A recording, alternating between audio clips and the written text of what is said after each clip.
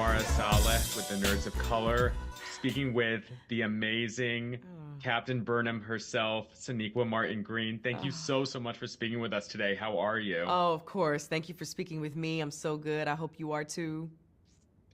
I'm doing very well. Again, especially speaking with you, I love Star Trek Discovery so much. I love Captain Burnham. Thank you. Got her Pop Funko right here.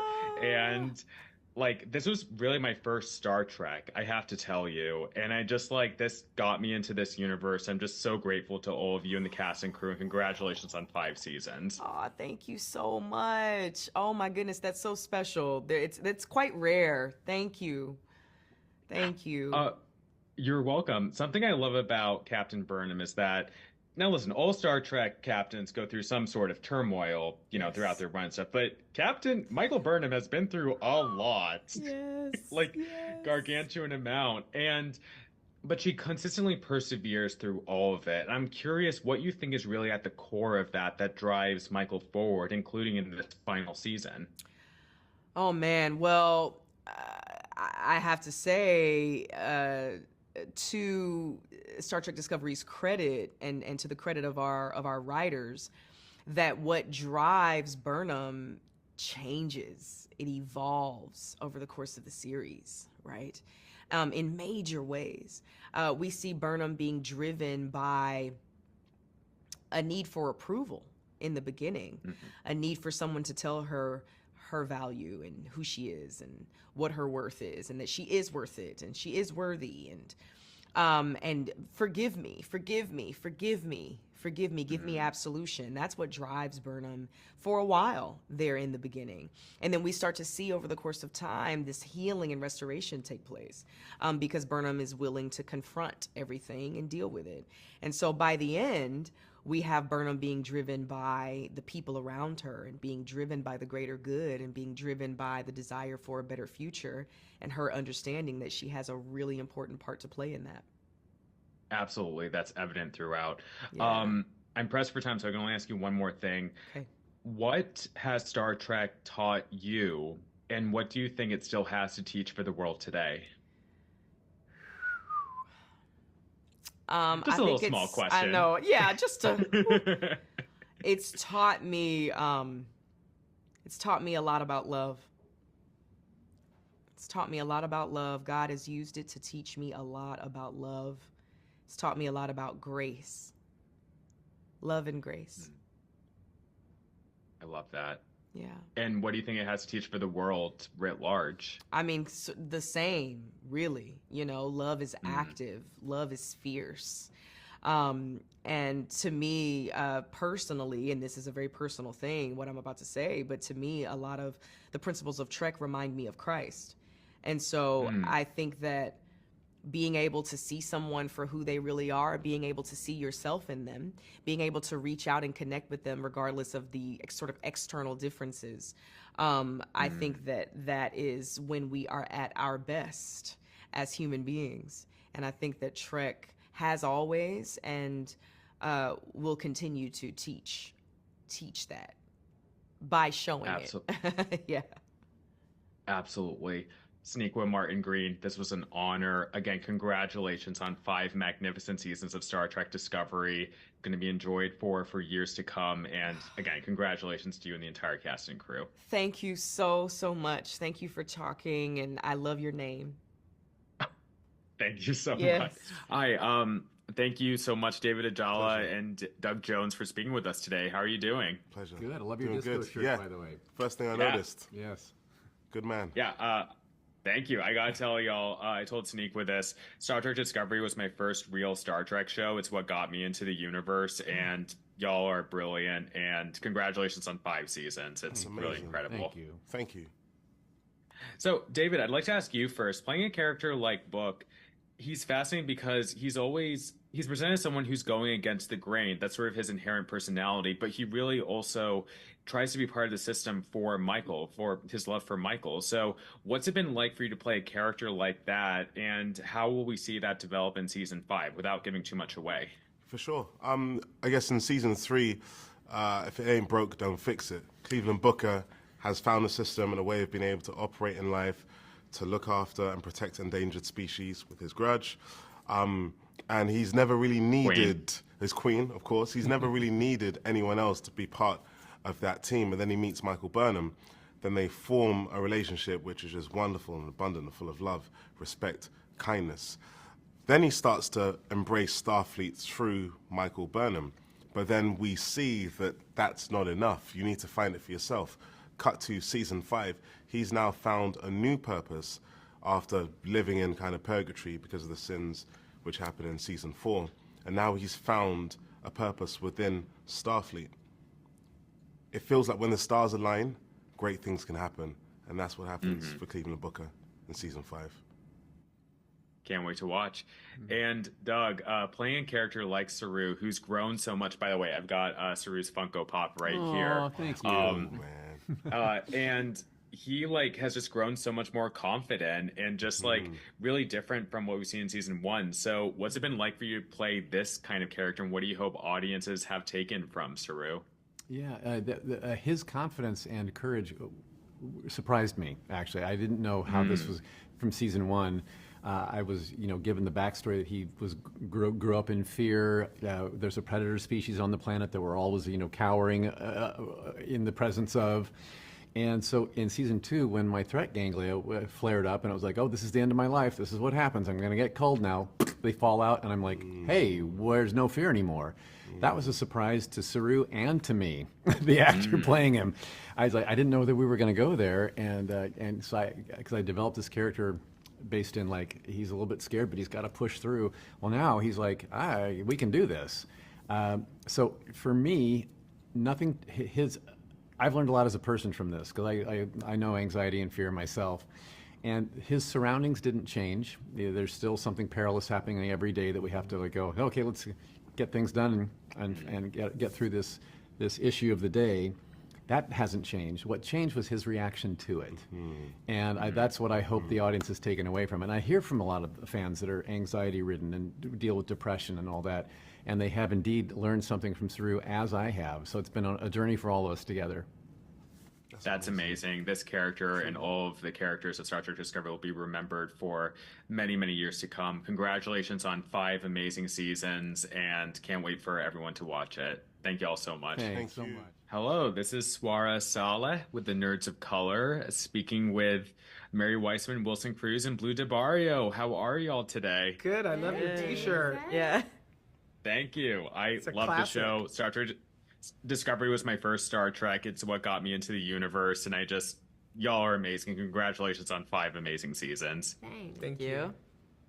So, Mary, what's it been like for you to play someone as kind and, I will say, somewhat timid as Tilly as she started out, for her to grow into a much more confident and assertive character, especially as we'll see this season?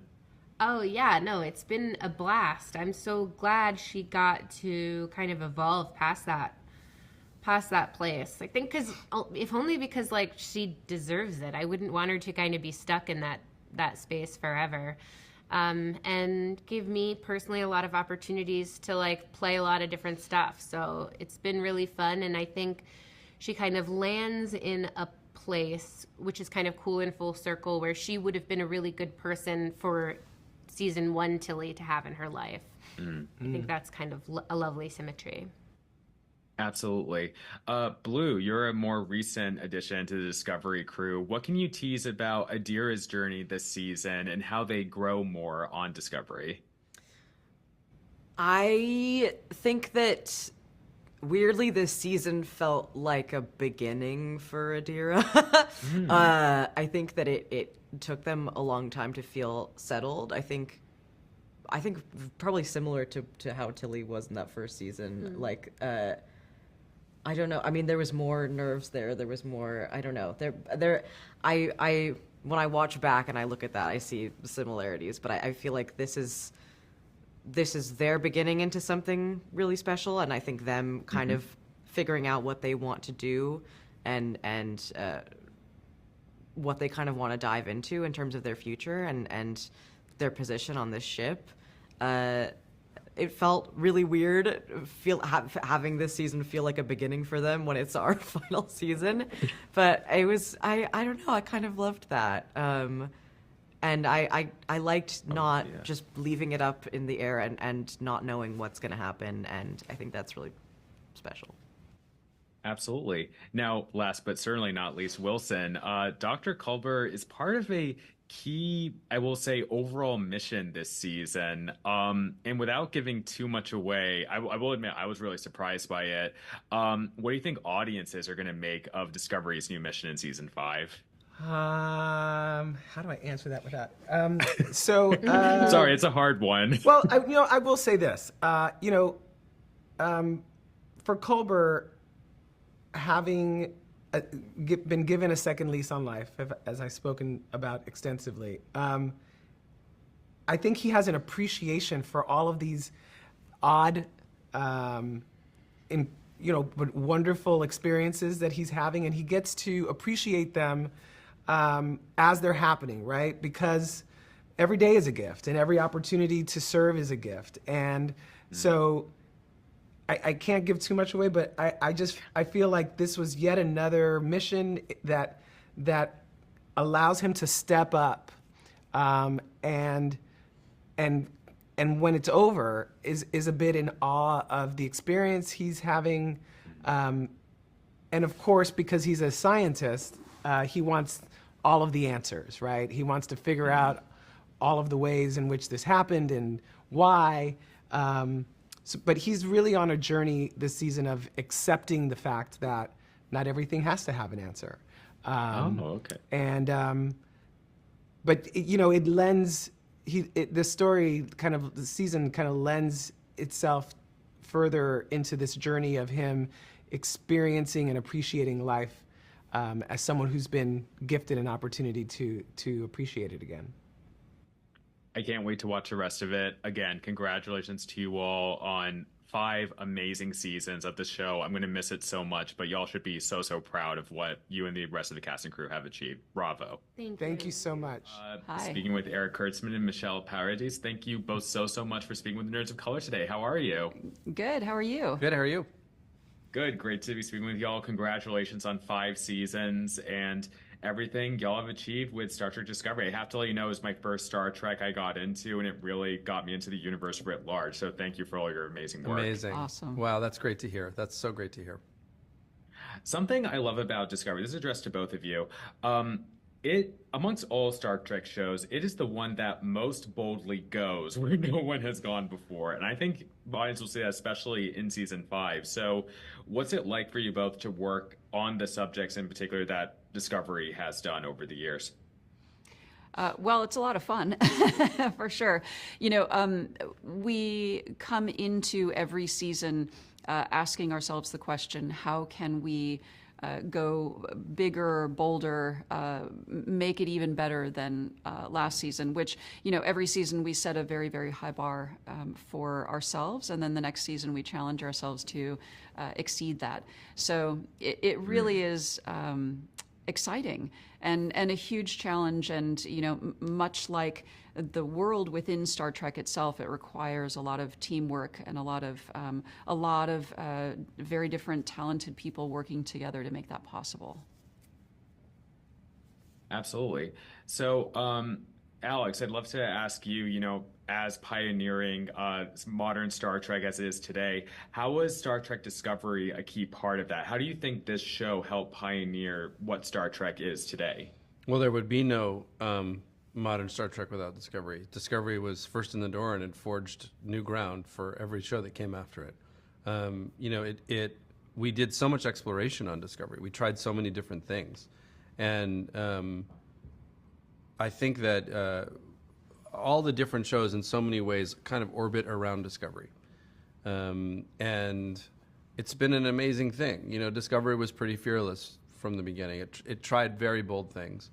And whether you loved it or you didn't like it, you can't really argue that it wasn't the first in the door. And I think that's really important. It's the first one in the door is always the one to take the most, to take on the most and sort of to bear the heaviest. But I think it did so proudly for all the other shows. Yeah, absolutely. My last question is quite a bit heavy, but in the world today, we're seeing still so many things, horrible things happen amongst climate change, white supremacy, genocide, just so many awful things that seem bleak for humanity. But Star Trek often offers hope. So I'm curious for you both, how do you think Star Trek still offers that to audiences today? Well, I think that, speaking from the experience of having worked on Star Trek for a long time now, I think that as the world gets more and more divided, to be able to tell a story in which we can imagine a future where all those divisions are in the rearview mirror, where we're no longer having those conversations, we're actually we've found our better angels and we're letting them guide us to all that's possible and amazing about humanity.